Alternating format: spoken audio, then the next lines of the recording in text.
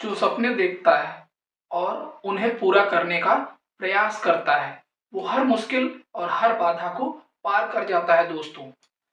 नमस्कार साथियों, हमारे YouTube channel Shiv Shakti study mind पे आप सभी का एक बार फिर से स्वागत है। हम एक बार फिर से लेकर हाजिर हैं यूपी बोर्ड परीक्षा 2025 विशेषांक। आज का हमारा वीडियो होने जा रहा है फिजिक्स क्लास 12 के लिए। आज का हमारा जो वीडियो है वो है इस चैप्टर से रिलेटेड सभी 2 नंबर, 3 नंबर और 5 नंबर के महत्वपूर्ण प्रश्न जो कभी बोर्ड परीक्षा में आए हैं या जिनकी आने की संभावना है। इन प्रश्नों के तैयार करने के बाद आपको सिर्फ इस चैप्टर से न्यूमेरिकल्स ही पढ़ने को रह जाएंगे और ये आपकी परीक्षा की तैयारी को अंतिम रूप देने में एकदम जबरदस्त आपकी सहायता करेंगे। इसके लिए आपको करना कुछ नहीं, वीडियो को बिना स्किप किए हमारे साथ लास्ट तक देखना है और आप आसानी से इन सब प्रश्नों को बारे में जान जाएंगे। इन प्रश्नों को तैयार करके आप आगामी बोर्ड परीक्षा में अच्छे अंक अर्जित कर सकते हैं। इस चैप्टर से सिर्फ इतने ही प्रश्न आपके लिखित में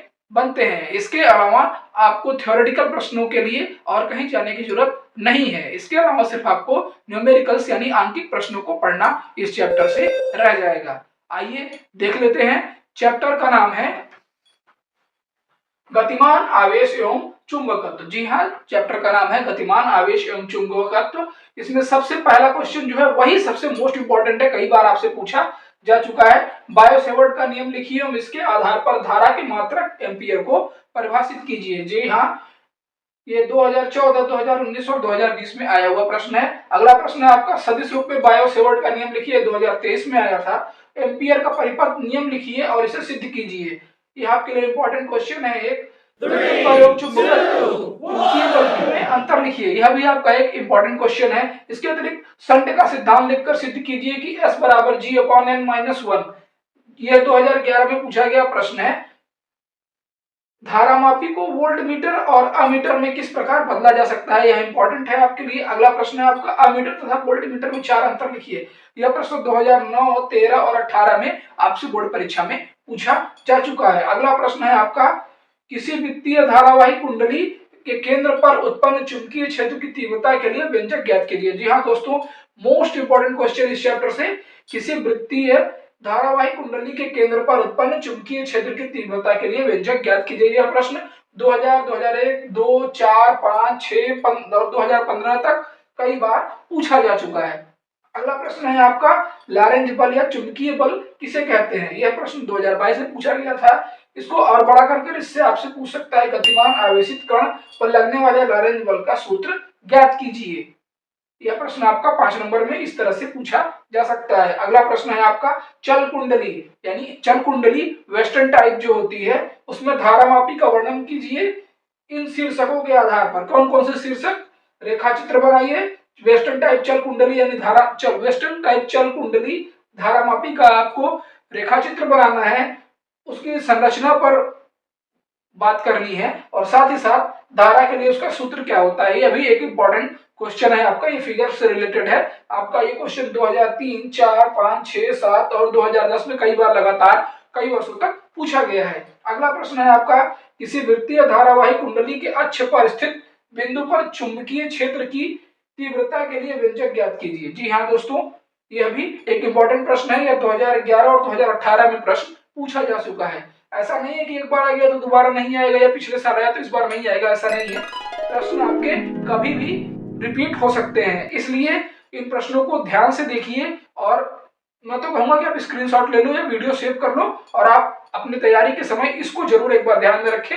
इन प्रश्नों को आप अगर पढ़ लेंगे तो थ्योरेटिकल प्रश्न आपके लगभग इस चैप्टर से कवर हो जाएंगे। लास्ट क्वेश्चन है आपका दो समांतर धारावाही चालकों के मध्य लगने वाले बल हेतु व्यंजक ज्ञात कीजिए और ये बताइए कि ये बल कब आकर्षण का कार्य करते हैं और कब प्रतिकर्षण का कार्य करते हैं। मतलब कि जब दो धारावाही समांतर चालक जो होते हैं उनके मध्य लगने वाले बल के लिए जो सूत्र है उसका निगमन करना है आपको। उसके बाद ये बताना है कि जब ये बल जो लगता है धारावाही वृत्तीय धारावाही कुंडली समांतर जो धारावाही हैं उन पर, तो कब ये एक दूसरे समांतर जो है कब एक दूसरे को आकर्षित करती हैं जो दोनों समांतर प्लेटें हैं और कब एक दूसरे को प्रतिकर्षित करती हैं, ये भी आपको बताना है। यह सभी प्रश्न अगर आप तैयार कर लेते हो तो आपका ये चैप्टर बहुत ही अच्छे तरीके से तैयार हो जाएगा। इसके अतिरिक्त आपको सिर्फ इस चैप्टर से न्यूमेरिकल्स पढ़ने को रह जाएंगे। वह आपके क्वेश्चन आपका हर बार न्यूमेरिकल्स चेंज होते रहते हैं, तो हम ये नहीं कह सकते कि यह प्रश्न ही यही न्यूमेरिकल आएगा। न्यूमेरिकल में अंक आपके बदल जाएंगे मगर जो पैटर्न होगा वो सेम रहता है। तो आशा है आपको बात समझ में आ गई होगी। दोस्तों, तैयारी के लिए बहुत ही कम समय बचा है, इसलिए जुट जाइए। मन, वेग और दशा हर चीज अपनी सुव्यवस्थित कर लीजिए और एग्जाम के लिए जुट जाइए। इसके साथ साथ मैं आपको ये भी बता दूं कि जब आपको आपकी बोर्ड की कॉपी मिले तो आप तो एक बार ऑलरेडी बोर्ड एग्जाम दे चुके हो, आपको पता है कि कैसे कॉपी को भरना है।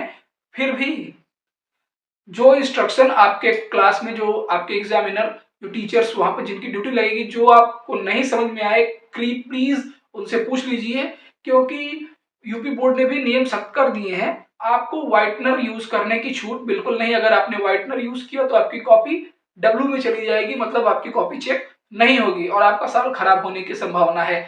इसलिए जो भी आप डिटेल्स अपनी भर रहे हैं कॉपी में, उसको एक बार रीचेक कर लें और अपने एडमिट कार्ड से मिलाकर ही भरें। साथ ही साथ अगर आपको कोई डाउट है तो अपने क्लास में उपस्थित टीचर से पूछ ले, अपने साथियों से पूछने का प्रयास न करें। हो सकता है उन्हें भी आपकी तरह डाउट हो और आपका साथ साथ उसका भी गलत हो जाए। इसलिए मेरी आपसे रिक्वेस्ट है कि सलाह भी है कि आप अपने क्लास में उपस्थित टीचर से पूछे, वो आपको सही सही बताएगा। अगर उन्हें नहीं आएगा तो अपने ऊपर पूछकर आपको सब कुछ सही सही बताएंगे। जो चीजें हैं एकदम टू द फैक्ट एग्जैक्ट भरिएगा, कहीं भी कोई गलती मत कीजिएगा। जहां जो जैसे बोला है शब्दों में भरना है तो शब्दों में, अंकों में भरना है अंकों में, जहां जो चीज लिखनी है उसको वहां लिखिए, प्रॉपर लिखिए और पूरा भरिए।